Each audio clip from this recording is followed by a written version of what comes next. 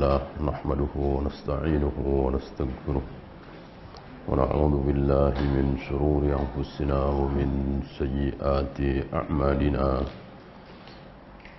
من يهده الله فلا مضل له ومن يضلل فلا هادي له أشهد أن لا إله إلا الله وحده لا شريك له وأشهد أن محمدا عبده ورسوله وبعد.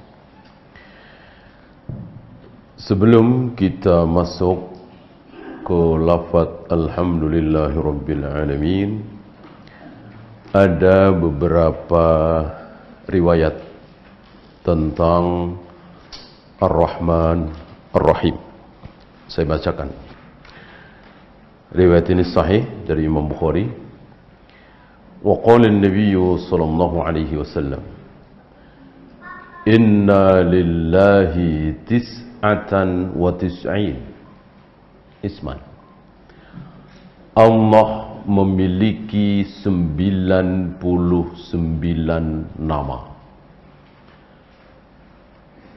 Tidak mungkinkah 100, 200, 300, 700, 1000? Jawabnya mungkin. Mungkin. Kenapa dikatakan mungkin lebih dari 100? Sementara Nabi mengatakan 99. Nah, dijawab oleh para ulama, 99 ini pertama, bukan pembatas. Berapa banyak Nabi menyebut 3, 7, 10, tetapi bukan pembatas. Kan kita tahu ada 10 sahabat yang namanya disebut pasti masuk surga. Apakah sahabat yang dijamin masuk surga cuma 10? Tentu tidak.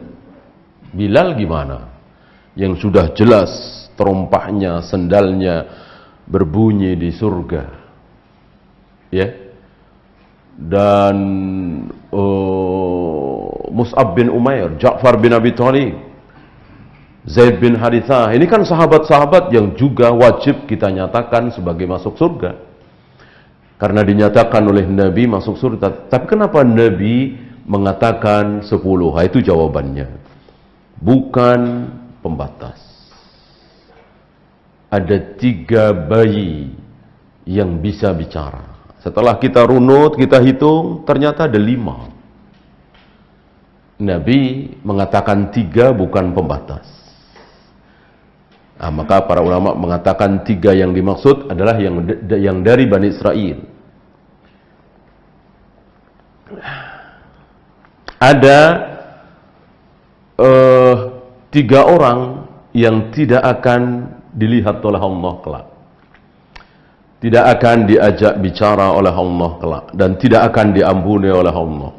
Dikatakan 3. Ternyata setelah dihitung ada 4 atau 5. Nah, termasuk 99 nama ini bukan pembatas, tapi lebih. Kenapa dikatakan tidak pembatas? Karena Nabi pernah berdoa begini, as'aluka bi ismin huwalak sammaita laka bihi nafsak aw 'allamtahu min ghairi. Ya Allah, aku berdoa dengan nama-namamu yang telah engkau ajarkan kepadaku dan nama-namamu yang belum engkau ajarkan kepada siapapun, yang engkau sembunyikan di ilmu gaibmu. Berarti 99 ini apa? Yang diajarkan kepada Nabi sallallahu alaihi wasallam. Adapun yang diajarkan kepada Nabi Musa beda lagi, yang diajarkan kepada Nabi Ibrahim beda lagi, yang diajarkan kepada Nabi Adam beda lagi. Yang tidak diajarkan kepada siapapun, Jibril enggak tahu, Mikail enggak tahu, ada lagi. Berarti nama Allah itu ratusan, bahkan mungkin ribuan. yang diajarkan kepada Nabi 99, 100 kurang 1. Syekh bin Baz mengatakan 60 kira-kira di Al-Quran, 40 kira-kira di hadis. Kan 100 kurang 1. Berarti nama-nama Allah itu tidak diajarkan kepada Nabi, tidak Nabi sampaikan kepada para sahabat dalam satu sabda. Dalam satu sabda, tidak. Tapi bertebaran. Di Al-Fatihah ada berapa? Di ayat kursi ada berapa? Di An-Nas ada berapa? Di Al-Baqarah ada berapa? Di An-Nisa ada berapa? Di sabda Nabi yang ini ada berapa? Begitu.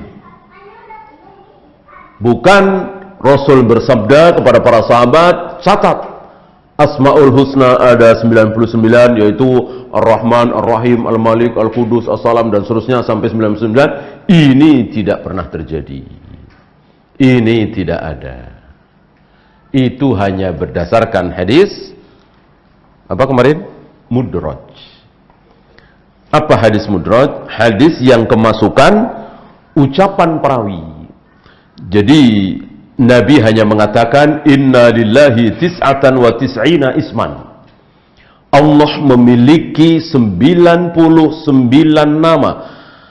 Man ahsaha dakhalal jannah. Barang siapa yang mengahsa, nanti akan dibahas oleh beliau apa yang dimaksud dengan mengahsa. Sering diterjemahkan dengan menghafal. Sering diterjemahkan dengan menghafal. Barang siapa yang menghafal 99 nama itu dijamin masuk surga. Ini terjemahan yang tidak tepat. Karena ahsa bukan sekedar menghafal, tetapi mengetahui, memahami, sekaligus dia bisa mengamalkan. Kapan saya mengucapkan ya Rahman, ya Rahman, ya Rahim? Kapan saya mengucapkan ya Tawwab, ya Tawwab? Kapan saya mengucapkan ya Ghaffar, ya Ghaffar? Kapan saya mengucapkan ya Razzaq? Dia tahu, itu mengahsa namanya. Dan dia faham maksud dari Ar-Rahman itu apa, Ar-Rahim itu apa, Al-Malik itu apa, Al-Qudus itu apa. Nah, kemarin kan kita sudah bahas baru sebatas mana Ar-Rahman, mana Ar-Rahim. Kenapa manusia sebejat Fir'aun, sebejat Abu Jahal, Abu Lahab, kok masih bisa tidur nyenyak waktu hidup dulu? Kok masih bisa makan enak? Kok masih diberi kekayaan yang luar biasa? Jawabnya, karena Allah mempunyai sifat apa kemarin? Ar-Rahman apa Ar-Rahim? Ar-Rahman. Nah itu kan, berarti kita tahu Ar-Rahman itu apa. Kenapa orang-orang kafir itu di neraka seteguk air saja, bahkan setetes air nggak dikasih. Sebaliknya kaum muslimin yang beriman di surga melimpah luar biasa. Belum pernah mereka mendapatkan kenikmatan seperti itu. Ma'ainun ra'at wala udhunun sami'at wala khatara ala qalbi bashar. Sebuah kenikmatan yang belum pernah terlihat oleh mata, belum pernah terdengar oleh telinga, belum pernah terbayangkan oleh hati. Sementara si kafir setetes air nggak dapat. Hidupnya bersama dengan api, dibakar luar biasa, disiksa. Nah, kenapa? Nah, jawabnya karena Allah memiliki nama sekaligus sifat Ar-Rahim. Ar-Rahim. Ya, jadi Ar-Rahman itu di dunia, Ar-Rahim itu nanti di akhirat. Ya, rahimnya Allah belum terlihat di dunia ini. Rajin sholat, rajin puasa sunat, jauh dari maksiat. Hidupnya terlunta-lunta. Yang bikin dia terlunta-lunta siapa? Siapa yang bikin dia terlunta-lunta? Tentu Allah. Siapa lagi? Emang ada kekuatan lain selain Allah? Gitu.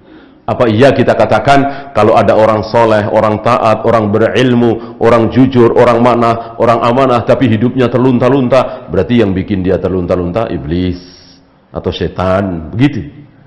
Ya, Kalau ada orang kafir, orang musyrik, orang pengkhianat, orang koruptor, orang jahat, hidupnya terlunta-lunta, Allah yang bikin dia terlunta-lunta. Apa begitu?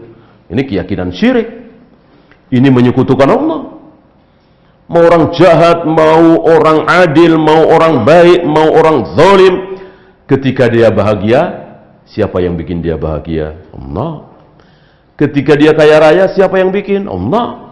Ketika dia miskin keblangsat, siapa yang bikin? Allah. La haula wa la quwwata illa billah. Ya. Itulah rahim Allah itu belum terlihat di dunia ini. Kan sering orang bertanya karena nggak paham. Kan dia baik, kan dia jujur, kan dia nggak neko-neko, kan dia tanggung jawab. Kok malah sengsara hidupnya? Dia nggak paham. Kalau Allah itu mempunyai nama dan sifat Ar-Rahim. Kan dia jahat, kan dia zalim, kan dia penipu, kok dibikin kaya raya oleh Allah? Berarti dia nggak paham. Kalau Allah itu mempunyai sifat Ar-Rahim. Ya, Allah itu Ar-Rahimnya bukan di dunia gitu. Baru di dunia ini baru Ar-Rahman. Gitu ya. Ar-Rahimnya Allah itu bukan di dunia, nanti di akhirat. Kalau di dunia itu Ar-Rahman. Nah, untuk selanjutnya, tentu ini pembahasan khusus ya, bukan pembahasan kita terbahas karena masalah tafsir saja. Pembahasan khusus, ya kita harus belajar bagaimana fikih Asmaul Husna itu. Ar-Rahman maksudnya bagaimana, Ar-Rahim maksudnya bagaimana, Al-Aziz, Al-Ghafur, Al-Ghaffar, Al-Jabbar, Al-Malik, maksudnya bagaimana, sifatnya bagaimana, di mana kita sebut, gitu. Jangan sampai salah sebut, jangan sampai kita sedang minta ampun, kita malah menyebut ya Jabbar, ya Jabbar, ya Jabbar, ampuni aku. Ini nggak tepat. Walaupun ucapan ya Jabbar nggak salah, memang Allah Jabbar. Tetapi ketika dia sedang minta ampun kepada Allah, yang disebut-sebut Jabbar, ini tidak tepat, salah. Ketika kita sedang mohon ampun kepada Allah, mestinya kita sebut ya Ghaffar, ya Ghaffar. Gitu ya. Ini pembahasan dalam fikih Asmaul Husna. Nah, man ahsaha dakhalal jannah, barang siapa yang mengahsa nama-nama tersebut dijamin masuk surga. Sampai di situ sabda Nabi. Sampai di situ sabda Nabi, titik. Tapi hadis ini, sabda Nabi ini kemasukan ucapan perawi. Ada seorang perawi entah siapa memasukkan kalimat, adapun nama-nama Allah yang 99 itu adalah Ar-Rahman, Ar-Rahim, Al-Malik, Al-Qudus, As-Salam, terus sampai 99 yang biasa kita dapati di halaman akhir mushaf-mushaf Al-Quran di negeri kita ini. Dan itu bukan apa? Bukan sabda Nabi sallallahu alaihi wasallam. Itu ucapan perawi, masuk ke situ, dimasukkan ke situ. Persis seperti ucapan Nabi, innal mu'mina ja'al yawmal qiyamati ghurral muhajjirin min atharil wudu.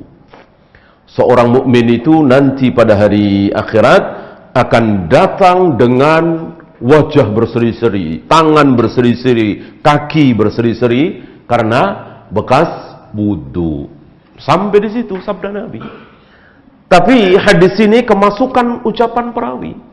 Ada seorang perawi yang menambah ucapan itu. Apa? Faman syaa ayyutila ghurrahu falyaf'al. Barang siapa yang ingin memanjangkan bekas wudunya itu, maka silahkan lakukan. Kalau wudu kan biasa sampai siku tangan ya.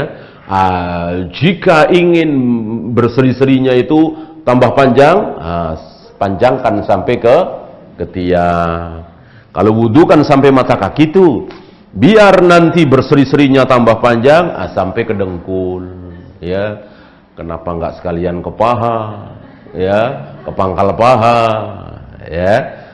Itu kemasukan ucapan perawi yang dalam istilah ilmu hadis disebut sebagai hadis mudraj.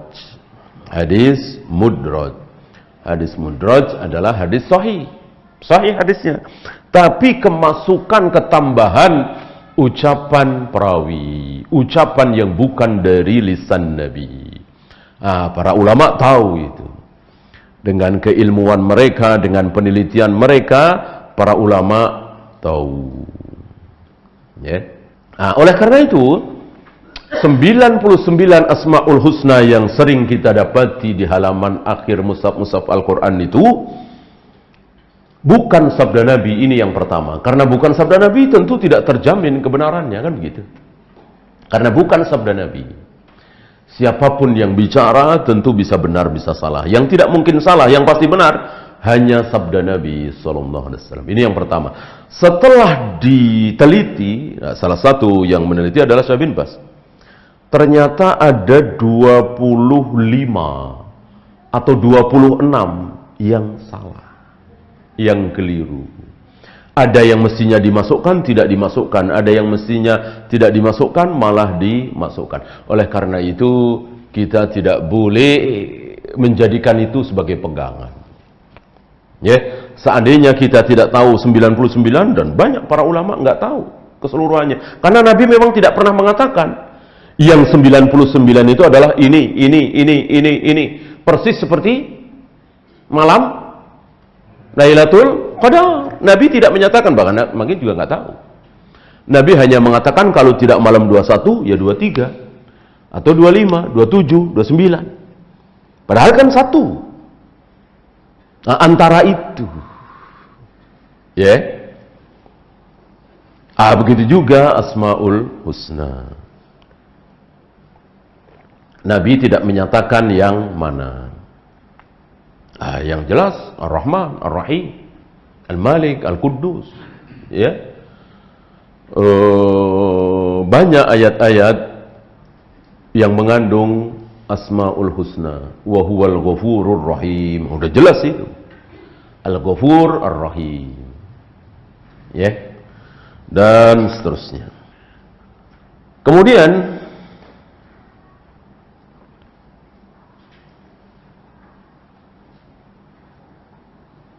ada satu contoh ayat.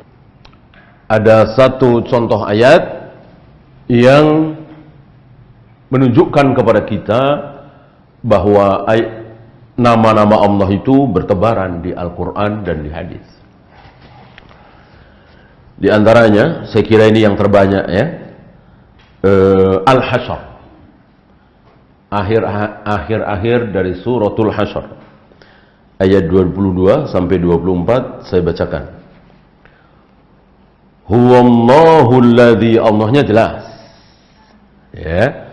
Karena salah satu nama Tuhan kita yang 99 itu masuk di antaranya adalah Allah.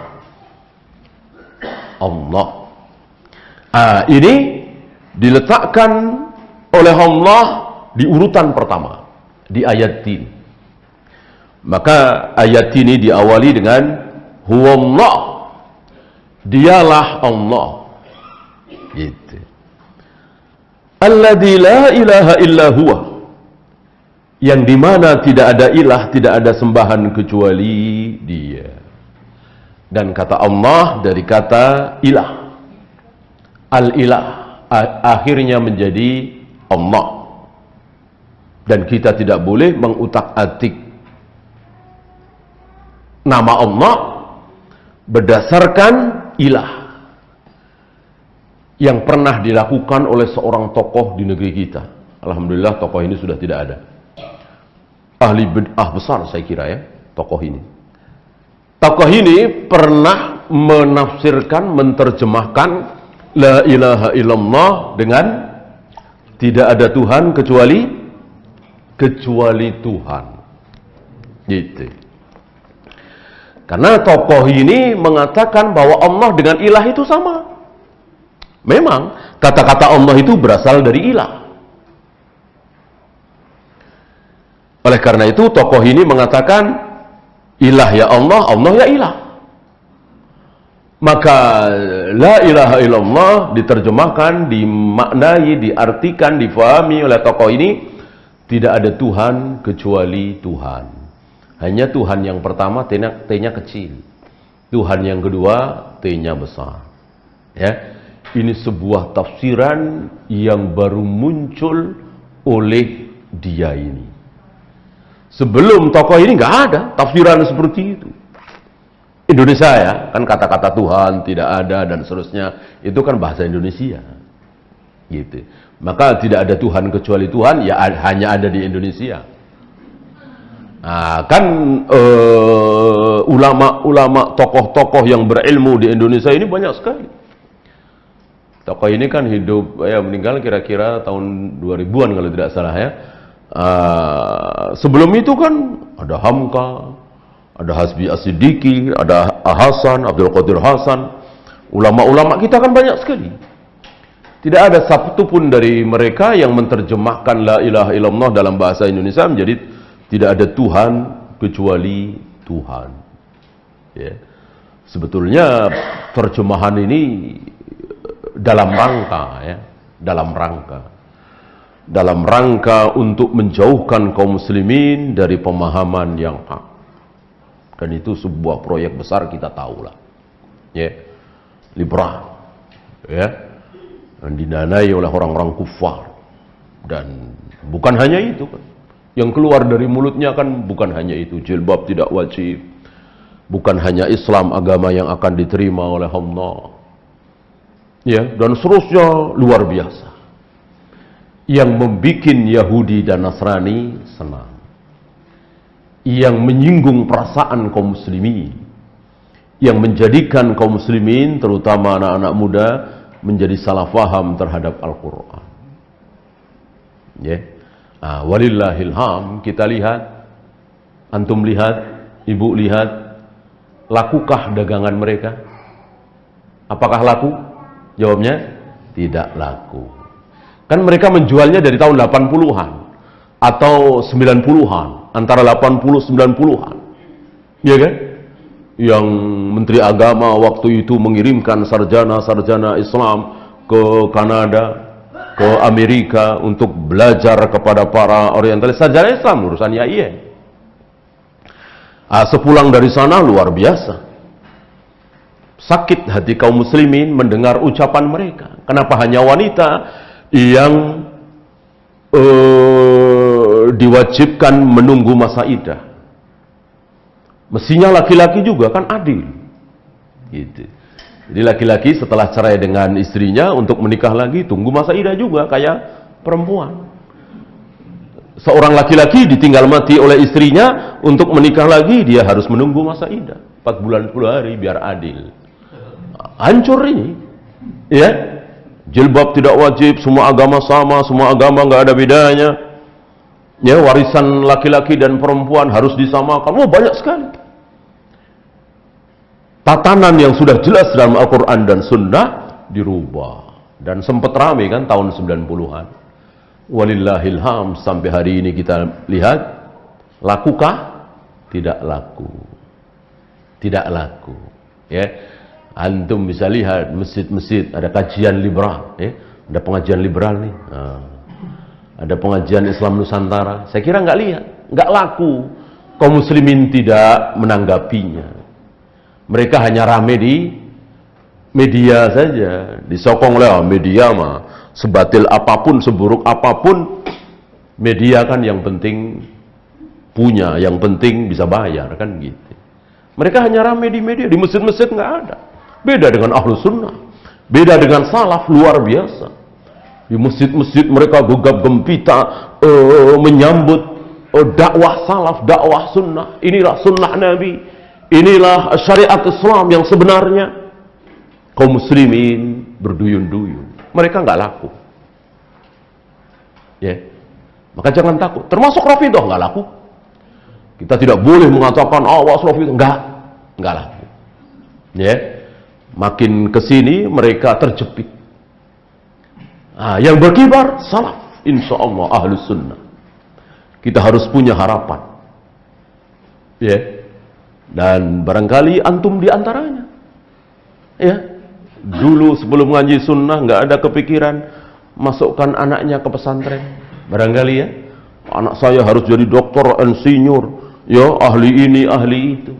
Sekarang berapa banyak yang dulunya ayah ibunya nggak kenal dengan pesantren, sekarang anaknya berebut dimasukkan ke pesantren.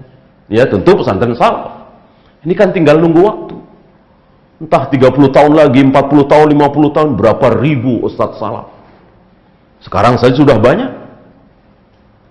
Ya, kita berharap. Jangan kaum muslimin ditakut-takuti. Ini kan harapan. Ketika kaum muslimin terus menyibukkan diri dengan ilmu sunnah. Ya. Ini sedikit tentang la ilaha illallah yang diterjemahkan secara sesat. Tidak ada Tuhan kecuali Tuhan. Huwallahul ladzi la ilaha illa huwa. Dialah Allah yang tidak ada ilah kecuali Dia. Alimul ghaibi wasyahadah. Dia mengetahui yang gaib dan yang syahadah. Berlawanan. Syahadah bukan gaib, gaib bukan syahadah. Syahadah bisa disaksikan, gaib tidak bisa disaksikan. Hanya gaib ini bertingkat-tingkat. Ada gaib yang mutlak.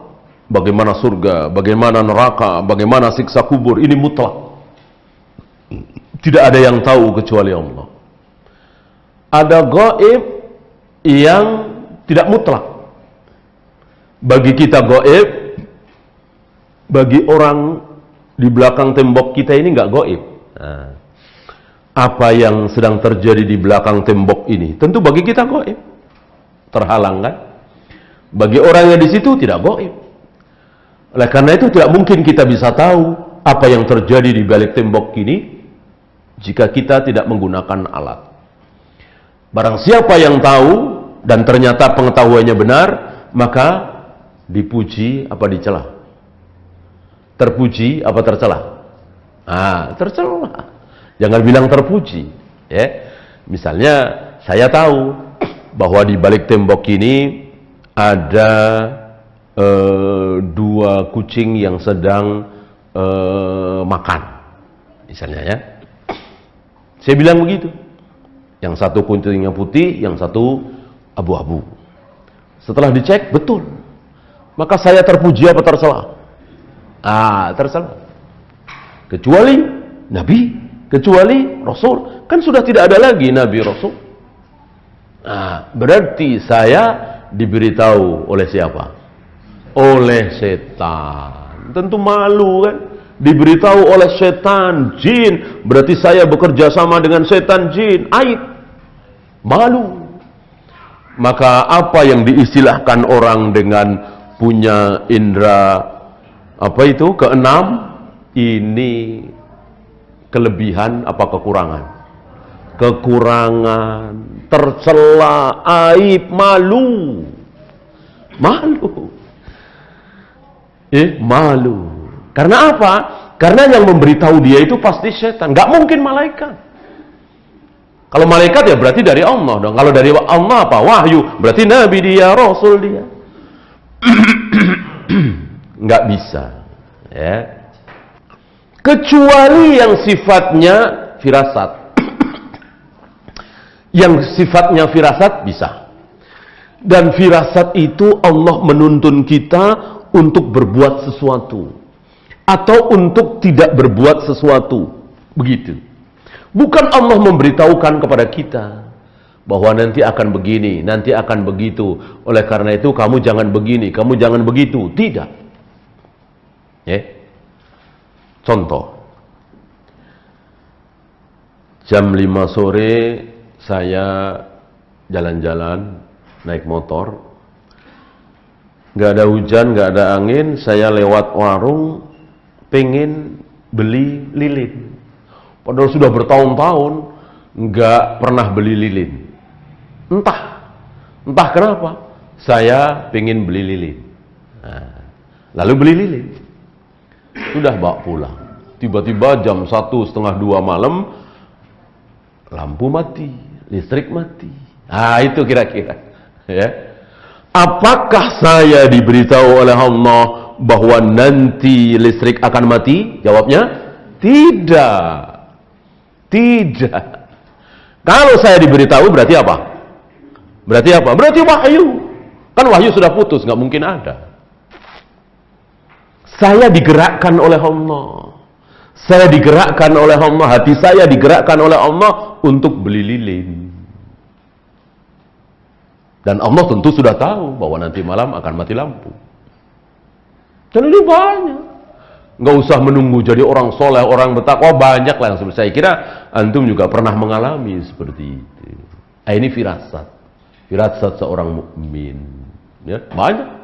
Banyak sekali contoh-contoh seperti itu, sederhana saja. Dan itu bukan mukjizat, dan itu juga bukan karamah. Biasa saja. Gitu ya. Nah, adapun dukun-dukun yang bekerja sama dengan setan, dia tahu. Dia diberitahu, oh nanti akan begini, oh besok pagi akan begini. Yang memberitahu tentu setan, jin, dan ini haram dan itu tercela. Huwa Rahmanur Rahim. Nah, langsung kepada nama. Huwa Rahmanur Rahim. Ya. Huwallahu alladzi la ilaha illahu al-malikul quddusus salamul mu'minul muhaiminul azizul jabbarul mutakabbir. Ada berapa itu? Disebutkan ya. Ar-Rahman, Ar-Rahim, Al-Malik, Al-Quddus, As-Salam, Al-Mu'min, Al-Muhaimin, Al-Aziz, Al-Jabbar, Al-Mutakabbir. Ada 10. Ada 10. Ya. Berarti masih kira-kira 89 lagi. Nanti dicari lagi, ya. Huwallahul khaliqul bari'ul musawwir. Ada 3 lagi. Nanti dicari lagi di ayat kursi, dicari lagi di Al-Fatihah, nanti dicari lagi di hadis-hadis Nabi. Akhirnya dan pasti berakhir dengan angka 99. Hanya karena itu bukan dari Nabi, ya 1-2 para ulama berselisih, mungkin. Wajar itu. Sebagaimana malam Lailatul Qadar, ada yang menekankan malam 27. Ada yang menekankan malam 21. Ya namanya karena memang tidak ada dalil. Secara qat'i. Kalau sudah ada dalil sabda Nabi bahwa malam Lailatul Qadar malam 27, ya sudah selesai. Sama dengan ini. Tapi setidaknya di ayat ini tidak ada perselisihan.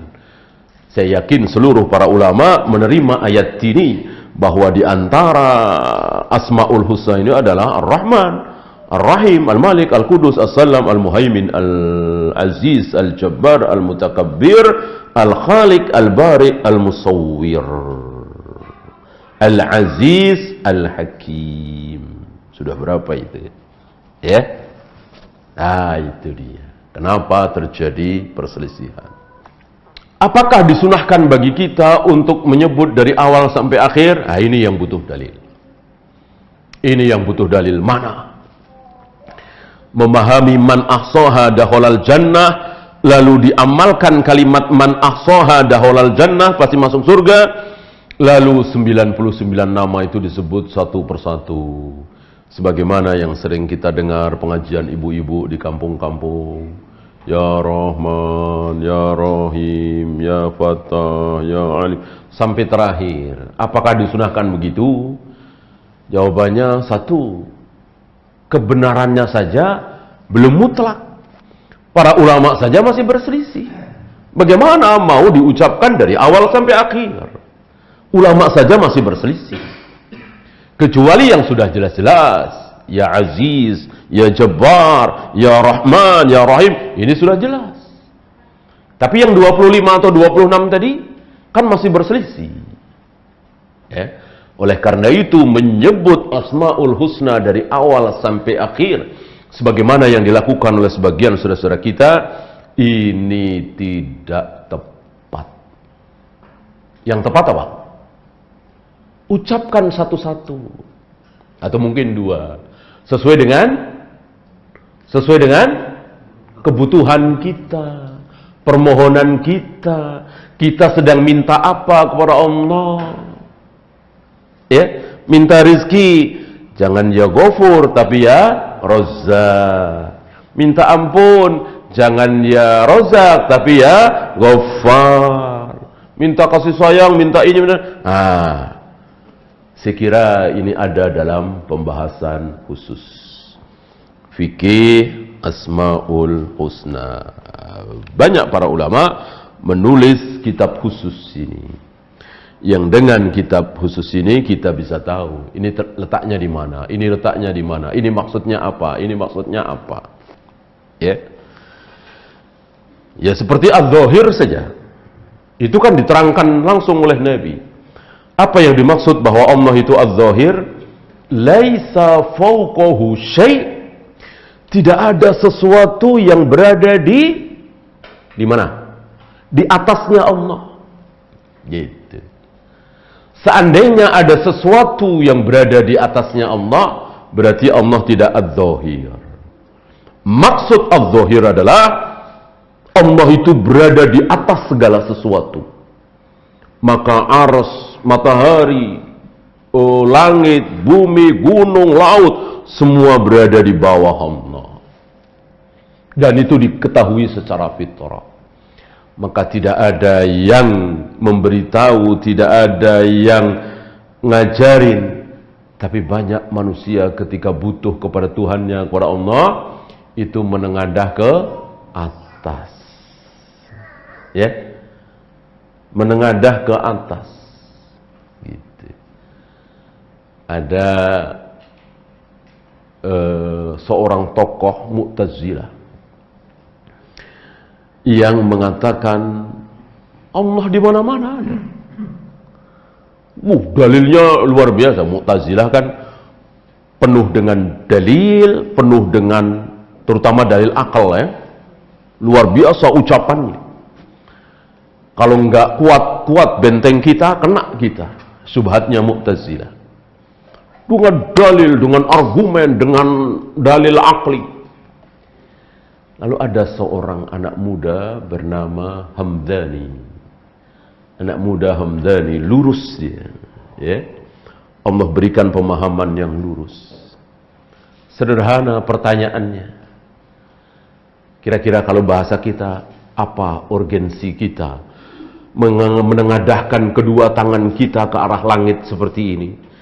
Kalau Allah itu tidak di langit, tapi Allah ada di mana-mana. Ya. Bukankah kita bisa saja berdoa begini, ya? Atau begini, atau begini, ya? Kenapa mesti begini? Ya, tapi karena memang dasar hidayah ya, ucapan sederhana ini menggetarkan hatinya, menggetarkan hati tokoh Mu'tazilah ini. Maka setelah dia rujuk ke manhaj salaf, dia sering mengatakan khayyarani Hamdani, khayyarani Hamdani, ya. Aku dibikin terbelalak, aku dibikin takjub oleh ucapan Hamdani. Ya tentu ini semua hidayah dari Allah. Ya, kalau dasar memang tidak diberi hidayah, ya nggak usah Hamdani. Ucapan Imam Syafi'i nggak mempan, bahkan ucapan Abu Bakar, Umar nggak mempan, bahkan ucapan Rasulullah. Ya, ucapan Rasulullah kurang apa fasihnya, kurang apa dahsyatnya, tapi nggak mempan di hati Abu Jahal, Abu Lahab, Abu Thalib. Nggak ngaruh sama sekali. Karena memang tidak diberi hidayah oleh Allah. Walillahil asma'ul husna fad'uuhu biha. Allah memiliki asma'ul husna, nama-nama yang baik 99 tadi, fad'uuhu biha. Maka berdoalah, memohonlah kepada Allah biha. Apa maksud biha? Dengannya, dengan asma'ul husna itu. Maksudnya apa tadi? Nah, disinilah para ulama menyimpulkan bahwa tawasul itu, wasilah itu boleh. Tawasul itu boleh. Dengan apa? Dengan tiga hal. Tawasul wasilah itu boleh dengan 3 hal. Adakah yang keempat? Tidak ada. Ini betul-betul pembatas. Apa yang pertama? Orang soleh yang masih hidup. Orang soleh yang masih hidup. Kita datangi orang soleh, kita tawasul, Pak, tolong doakan, mudah-mudahan anak saya sembuh dari sakitnya. Mudah-mudahan istri saya sadar, ya, mau meninggalkan maksiat. Mudah-mudahan saya mendapatkan rezeki. Nah, ini minta didoakan. Ini tawassul. Bolehkah? Boleh. Sebagaimana para sahabat datang kepada Nabi, minta didoakan oleh Nabi. Yang kedua, tawassul dengan amal soleh kita. Ingat 3 orang yang terjebak di dalam goa. Nah, itu sebelum dia berdoa, bertawassul dulu. Allahumma in kuntu fa'altu dzalika ibtigha'a wajhik. Ya Allah, seandainya yang aku lakukan dulu itu ikhlas dalam rangka mengharapkan ridhamu, ya Allah, maka keluarkan kami dari gua ini. Gitu. Dan dikeluarkan, bergeser itu batu, ya. Bergeser lagi 3 kali. Satu lagi, bertawassul wasilah dengan Asmaul Husna ini. Ayat ini, ya, walillahil asmaul husna fad'uuhu biha.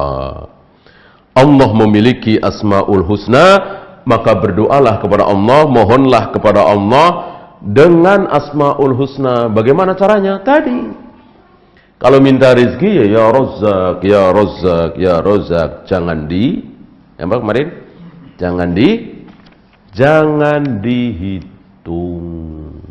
Jangan dihitung. Karena yang tadinya berpahala akan menjadi dosa. Yang tadinya sunnah akan menjadi bid'ah. Dengan sebab apa kemarin? 3 hal. Dengan sebab 3 hal. Itu mestinya tadinya mau dapat pahala, akhirnya dapat dosa. Gara-gara apa? Gara-gara 3 hal. Apa? Waktu, tempat, bilangan. Waktu, tempat, bilangan. Maka jangan pernah menentukan waktu, jangan pernah menentukan tempat, jangan pernah menentukan bilangan, hitungan, kecuali yang dari Nabi. Kalau tidak dari Nabi, dosa. Ketika Nabi bacalah subhanallah 33 kali, alhamdulillah 33 kali setelah selesai sholat, tentu kita taati. Tapi kalau Nabi tidak menyebut 33, 30, 40, haram bagi kita menghitungnya, membatasinya. Ya. Jadi saya ulangi bahwa perbuatan pahala, perbuatan baik akan berubah menjadi dosa karena menentukan 3 hal tadi. Ya. Sebetulnya dia dapat pahala dari membaca Yasin itu, sebetulnya dapat pahala. Tapi karena dia menentukan waktu, yaitu malam Jumat, bukan pahala, jadi dosa. Karena Nabi tidak pernah menentukan waktu malam Jumat. Beda dengan surat Al-Kahfi. Gitu ya. Sebetulnya dia baca sholawat itu dapat pahala. Tapi dia menentukan waktu. Gitu. Sebetulnya dia baca Al-Fatihah itu dapat pahala. Tapi akhirnya dapat dosa. Kenapa? Karena dia menentukan waktu. Baca Al-Fatihah kapan? Sebelum pengajian dimulai. Ketika pengajian mau diakhiri. Ini kan gak ada contoh dari Nabi membaca Al-Fatihah di tempat-tempat seperti itu. Maka yang mestinya dapat pahala, baca Al-Fatihah luar biasa pahalanya. Malah jadi dosa. Bukan hanya tidak diterima, menjadi dosa. Termasuk bilangan. Ibu baca subhanallah, subhanallah, subhanallah, subhanallah tanpa dihitung ketika berjalan, di halte, nunggu pesawat, nunggu bus, insya Allah berpahala. Tapi dengan ibu batasi, saya mau baca 1000 kali atau 100 kali, bukan pahala, malah dosa.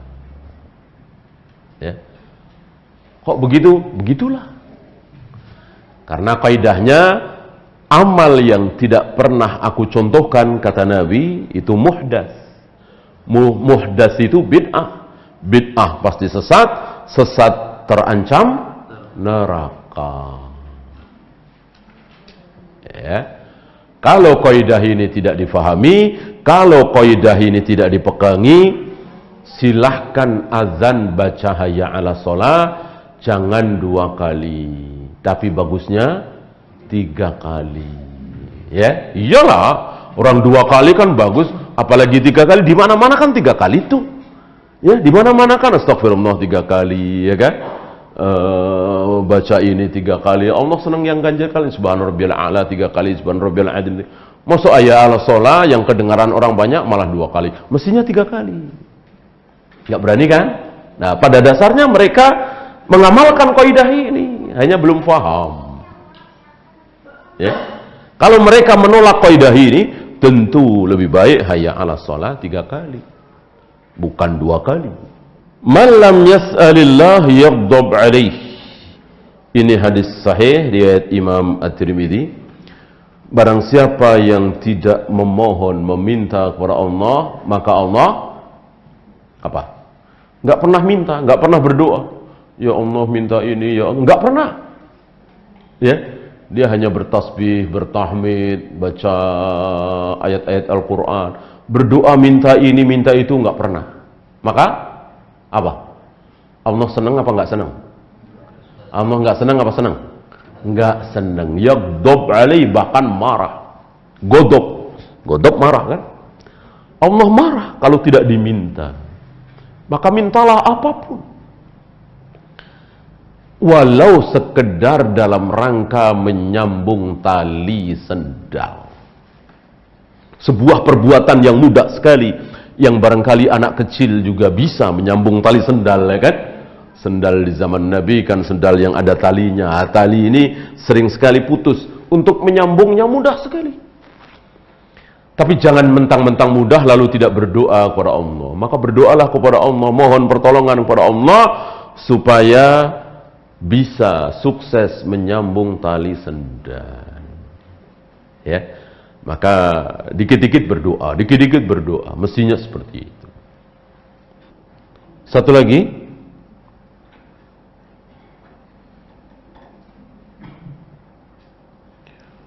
bolehkah mensifati makhluk dengan rahim? Nah, barangkali perlu pembahasan ini.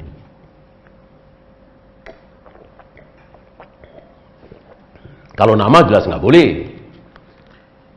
Yang baru datang tadi namanya siapa? Oh, namanya Ar-Rahim. Boleh nggak? Nggak boleh. Itu bapak-bapak yang pakai baju biru itu namanya siapa? Ar-Rahman. Boleh nggak? Nggak boleh. Al-Aziz, Al-Quddus, nggak boleh kan? Tapi sifat Rahim, boleh apa tidak? Si fulan ini Rahim sekali sama ibunya. Si fulan ini Rahim sekali sama teman-temannya. Boleh apa tidak? Jawabnya, boleh. Boleh. Mana dalil? Akhir surat At-Taubah. Saya bacakan ya. Laqad ja'akum rasulun. Sungguh telah datang di tengah-tengah kalian seorang rasul. Min anfusikum, dari diri kalian. Berarti bukan dari bangsa malaikat, bukan dari bangsa jin. Tafsiran pertama. Tafsiran kedua, bukan orang Eropa, bukan orang Asia, bukan orang Afrika, tapi orang Arab, sama dengan kalian. Jadi khitabnya di sini orang-orang Arab, Quraisy. Ada 2 tafsiran. Azizun alaihi ma'anittum. Berat bagi dia, sedih bagi dia ketika kalian menderita. Ada kata aziz. Al-aziz kan sifat Allah, nama Allah. Nama sekaligus sifat Allah, Al-Aziz. Di sini siapa aziz di sini? Nabi SAW. Bukan Allah, berarti boleh. Azizun alaihi ma'anitum. Ini sifat kan? Salah satu sifat Nabi adalah aziz. Apa aziz di sini? Berat, sedih. Ma'anitum, apa yang membuat kalian sengsara. Jadi kalau umat Islam ini sengsara, sedih sekali beliau. Harisun alaikum, sangat ingin kalian beriman. Bil mu'minina raufur rahim, terhadap orang-orang mukmin dia ini, Muhammad ini, rauf rahim. Ini kalau pakai alif lam jadi apa? Ar-rauf ar-rahim. Kalau pakai alif lam jadi apa? Jadi nama Allah. Nah, ini alif lamnya dihilangkan menjadi rauf rahim aziz. Siapa? Nabi Muhammad SAW. Nah, terjawablah pertanyaan tadi. Bolehkah selain Allah diberi sifat ar-rahman, diberi sifat rahim, aziz, rauf? Jawabnya boleh. Allahu ta'ala a'lam. Ya, itu saja. Ada pertanyaan, silakan.